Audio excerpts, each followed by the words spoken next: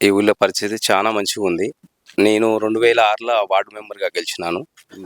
అప్పటి నుంచి ఇప్పటి వరకు ప్రజలను తిరుక్కుంటూ ఆహ్, గ్రామ సమస్యలు గానీ, ఇవి విలేజ్‌లల్ల ఇట్లా సీసీ రోడ్ల సమస్యలు గానీ, రోడ్ల సమస్యలు గానీ, ఒక అభివృద్ధిగా అంటే జనాన్ని చైతన్యాన్ని పరిచేటట్టు అంటే మోటివేషన్ అంటే ఇప్పుడు జనాలు ఎట్లా ఉందంటే ఒక ఎలక్షన్‌లు వచ్చినాయంటే ఒక గెట్టు పంచాది, ఒక బాట పంచాది ఇట్లా గాదు. అభివృద్ధికి తోడ్పడాలి.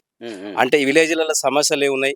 ఈ సమస్యలలో ఎమ్మెల్యేల దృష్టికి తీసుకుపోవడం గానీ, ఇట్లా మా ఊళ్ళో అట్లా లేకుండా ఈరోజు ఇంతకుముందు గతంలో సర్పంచులైనా, ఎంపీటీసీలైనా ఏ విధంగానే ఎట్లాంటివి ఏం చేయలే.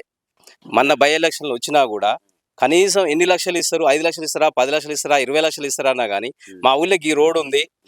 ఇక్కడ గీ రోడ్ గావాలి. ఒక వాటర్ ట్యాంక్ కావాలి, స్కూల్ గావాలి. ఎట్లాంటిదైనా సరే ఓ ఇండ్లు గావాలి. ఇట్లాంటివి అడగలే. ఎంతసేపున్నా 5 లక్షలు ఇస్తారా? 10 లక్షలు ఇదే బేరం బేరం అనుకుంటా పోతుర్రు. కానీ అభివృద్ధి మట్టుకు కుంటుపడిపోయింది.